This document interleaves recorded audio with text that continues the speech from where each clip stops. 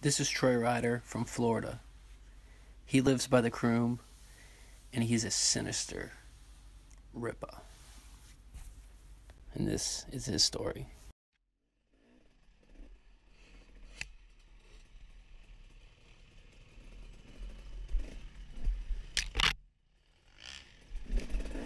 We followed him for a day, into the trails, to see how he lives. Or at least tried.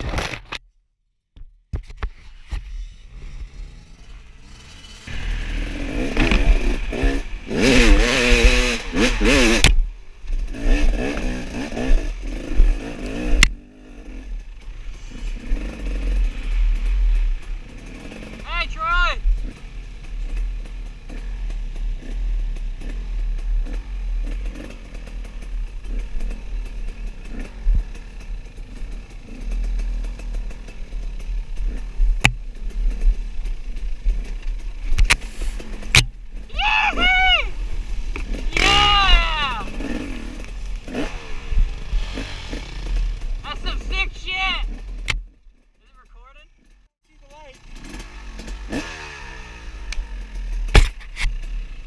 Dude, that was a gnarly downhill. That was sick. Oh yeah, we're recording. Stuck on going up that seat. Front and back brake as slow as fucking possible, as long as you can, until it just starts cutting loose, and Then let go. then let go. It's like a roller coaster. Click, click, click, click, click, click.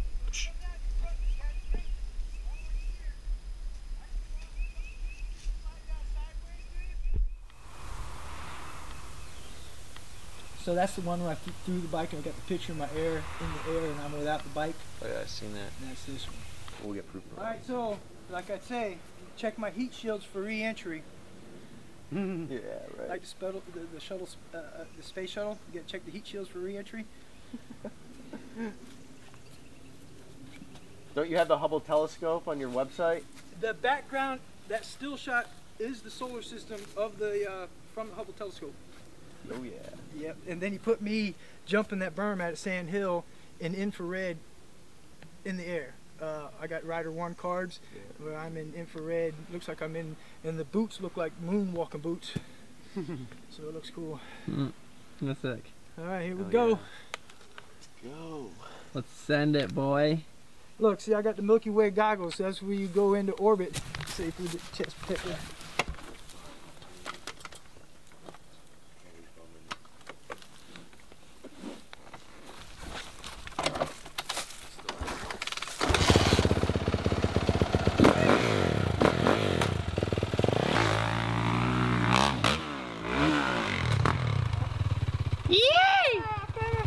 Hell yeah!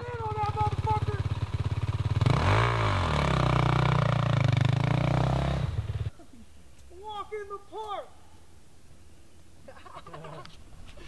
That's just badass, dude! Hell yeah, that was sick!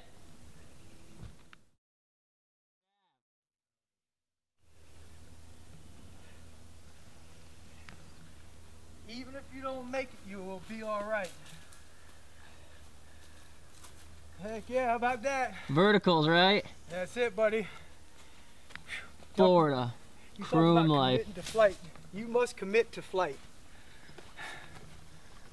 Get up top and view it back down, dude. It's badass.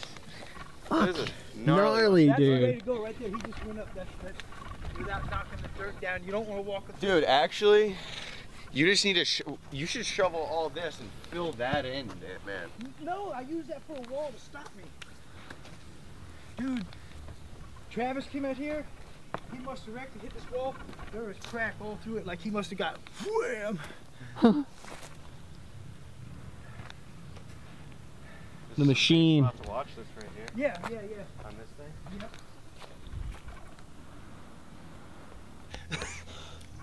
Yep. I broke 2 fingers. I was up here. My buddy was up here on his 250, and he was going ring, ring, ring. I'm like, that fucker's trying to beat me downhill.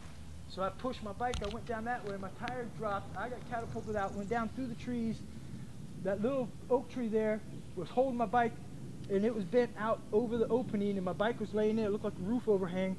I went through the trees and dislocated these 2 fingers. Pop them back in? I went to the emergency room and was back here within 2 hours. No choice. These 2 fingers here came through and stepped up. Ooh. I looked down, I'm like, I gotta go. I grabbed my helmet, started walking off, and he pulled my bike down and towed me back. You have to make your bakers done. Yeah, I was thinking about digging a cave out. We can make it like a little den. Yeah, Cool. my son and his buddy was doing a little den over here. That one that goes down, it's nice and smooth. They were doing it in the wall over there last weekend. They kind of got it looking something like that. I'm like, yeah, all that dirt's gonna fall on top of y'all. Yeah, true. Because it's all sand. There's never no place to hide when it's raining. You're always looking for an overhang. There doesn't seem to be one. All around the root. I gotta see you hit it first. All right, here I come.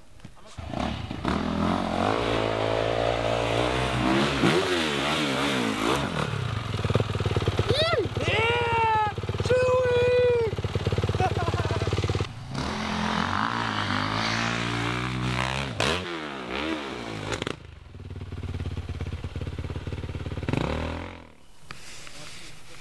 Somebody got fucking hemmed up and getting fucking.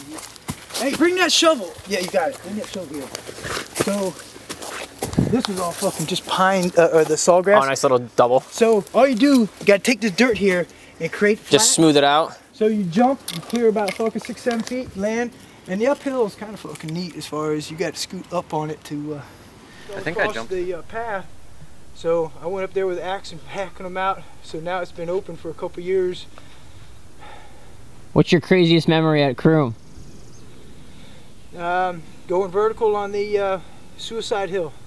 Where is that at? Right next to the step up, but it's all washed out. You can't go up it now. That big, huge canyon that's washed out. On Ryder1, back several years ago, it's probably been 7 years now. It's like, it's the biggest canyon when you're standing at the top looking down. Oh, okay, I think I know. You jumped off the fucking top and didn't fucking have no room to go, and you ran into, it's like, I didn't have nowhere to go. You like dropped off the, I see you do the downhill shit, jumping off a. Oh, is that the canyon gap? Yeah. Oh, okay. Yeah, that's, my buddy Nate hit that yesterday. Yeah. Right. Well, it used to be able to come up it always, and then it just hasn't been able to for the last several years now.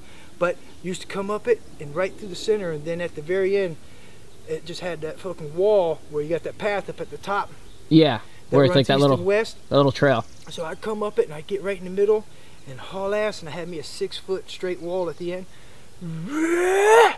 And I get 25 feet there and land up between the 2 little fucking oak trees. There's a wood arrow in the fucking oak tree up there.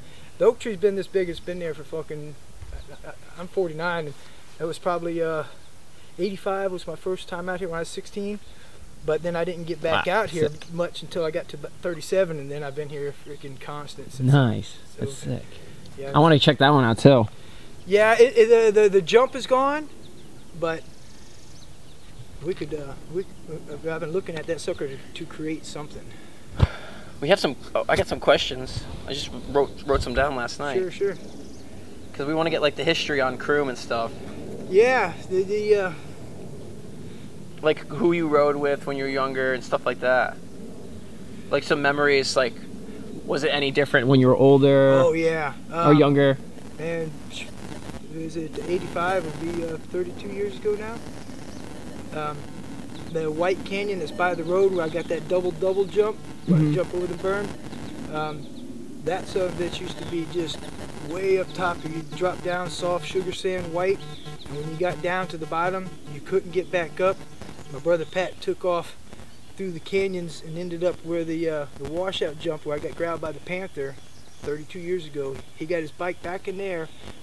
It got down in the canyon, went over a log, and got stuck and left it, walked back out to the road.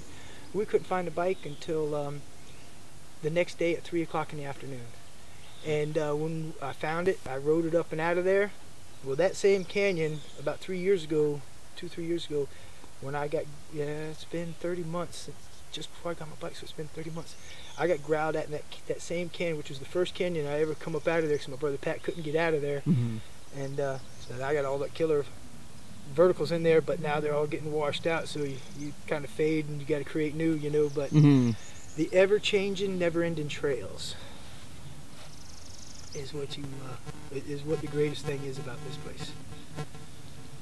All right, so yeah, so the me and my buddy Caleb were back in the with my buddy Chuck, that's Trials Bike Pro. He calls it the leaf monster because there's a bunch of leaves down in there. I call it the 20-footer because it's just a bunch of about 20-foot deep canyon. So we're down in there, we're grooming probably 4 different verticals to come up out of there. And we were down there for about an hour. Then all of a sudden, he says, "Hey Troy, something's growling." And I said, "Man, it's probably just a dirt bike in the distance." And I go back to grooming, and he says, "Hey Troy, something's growling." About 5-10 minutes later, and I walked over to him, and I heard this growl that was just unreal. So it was kind of like a.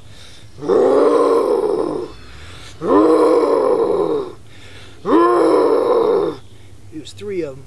I turned around, started grabbing boulders, picking them up, smacked them together. I'm like, "Oh shit, motherfucker!" I thought it was gonna come and attack us because it sounded like we were fixing to get eaten. We're down in the canyons with solid size, so you're trapped like a pen in a pen, you know.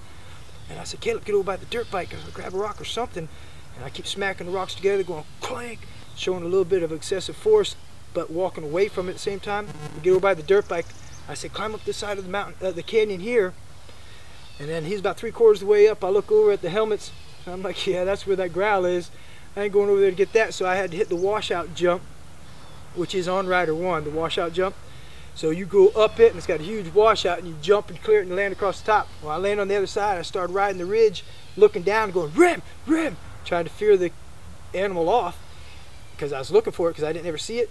And I'm like, "Man, forget this." I turned around and said, "Caleb," I said, "Get on the bike." I said, "We got to get out of here." So we got run out of the canyons at 12 o'clock in the afternoon, which is in the middle of the day, by a pussy cat.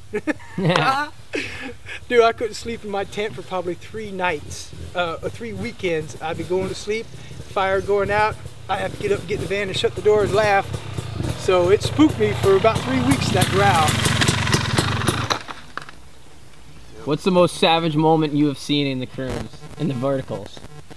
Something that you were like, "Holy crap, what the hell?" Like someone just sending something like absolutely insane. Yeah, there was probably about 12 years ago where the step up is. There's a hill, a climb that goes up and it turns to the right next to the step up, and then you got Suicide Hill that's on the right. Well, someone had put like a 6-foot dirt hill at the bottom and hit it and just sent it all the way up into this corner, and ever since then, to see what he did, it was excellent. So, yeah, that was probably the best. That same weekend, I was hitting some jumps that they were hitting. I wasn't going to make it, and I'm in midair, and the bike was coming over, and instead of just falling back with it, I snatched the bike and did a 180 and landed on it and went back down. And they were like, "Yeah!" So that's some badass moments. What was the other question? Hold on. It was, who got you into riding? My brother David's son, my nephew Little David. Him and a couple of his buddies were dirt bike riding, had brand new bikes, and I just did the house with an investor, so I took the money from that and went and bought my dirt bike and been on it ever since. And like I say, I think it's my 14th year now straight, and over the past 2 years I've been here every weekend. Except for this last weekend, the wife tried to get me to work on the house every now and then, but nice. Yeah, we got to get the step up. You want to see some major? Hell yeah, let's do it. The 50-footer, it always usually give you smooth, fucking fluent, fucking air. The fucking high jump is pretty much a fucking mountain climb. You just gotta get 3-4 feet air off of that motherfucker and make sure you go forward a little bit enough to fucking land and ride the fuck out. Dude, the first time I hit it like the 50-footer and went, "Rah!" And Tim, that does my website, he was here last night camping, and I met him here. He's a computer programmer for fucking insurance companies. You know, drinking Chardonnays, but he's a well-to-do individual, and he knows I smoke. Sometimes if I get a bunch of people and he get a couple of fucking drinks in his ass and get him out here. He's fucking walking around. If people are like, "Let's go back," I'll get him out here at night and go down this motherfucker. They'll be slipping, falling, sliding out. Oh, that's awesome. And they're like, "Oh, let's go back. Let's go the short way." Dude, I'll take them that way. Go up over the rock mountain, back down, and fucking up the 50-footer, so which is the hardest way to go. All in fun, you know, just messing with people. I said sometimes I land with my bike right on that edge of that, but The trick is to get your back tire just past that platform. Because you gotta fucking get past that fucking exit. Because if you don't get past that, you gotta turn around and go down. And that's And if you ain't gonna make it, throw your fucking bike where your bike makes it up there. Then you walk up there, stand your bike up, and you still exit that son of a bitch without coming down it, right? Yeah, I did. When I jumped and had that picture, my buddy Chuck with the trial bike dude that's pro, and his dad was up there because he hadn't seen his dad, and he's like, dude, you should have stayed on the bike. I'm like, no, it threw me sideways. When I come off of it and chucked the bike, I centered me and the bike up where the bike landing and I'm landing, but I was off to the side where it wouldn't have worked had I stayed on it. But he's like, then there's one dude that was trying it like a motherfucker the other weekend and just couldn't commit to the flight, just landing on the face of it. You can tell when somebody's not committing. When they don't commit to flight. Yeah, you really, I mean, to hit it strong is one thing, but to hit it and commit to 30-foot air off the top, it's quite. no joke. It's a little bit of another. You are no joke, dude. When I first saw you send the jump over there, I was like, dude, this guy is legit. He definitely lives here in the verts. Dude, I love this fucking place. Everybody go ride. Dude, I ain't been to Sand Hills since I about broke my damn shoulder jumping that big berm down there. Jumping it, you know, instead of going through it, you jump that big berm. Oh yeah. But man, I come in, whether the sand was soft or something, man, I lost a little bit of momentum. I cased the other side, then I went 50 feet downhill, landed, and the bike cartwheeled, and I put my arm out. Wham! So I never did go to the hospital, but something in there got broken. But Torn rotator cuff or something. Yeah. Right. So you have a broken arm a little bit? Something in there. I just heard a pop when I did that. But it doesn't, I carry sheetrock, plywood, I work construction every day, mixing, hawking trials. It doesn't bother me, so Nice. I ain't gonna bother it. I quit working out though, because I was working out 285, 5 sets of 10, 285. And then that panther growled at me, and I bumped it up and went to 300. And then I broke my shoulder. I'm like, yeah, fucking, I'm done. I've done push-ups my whole life anyway, so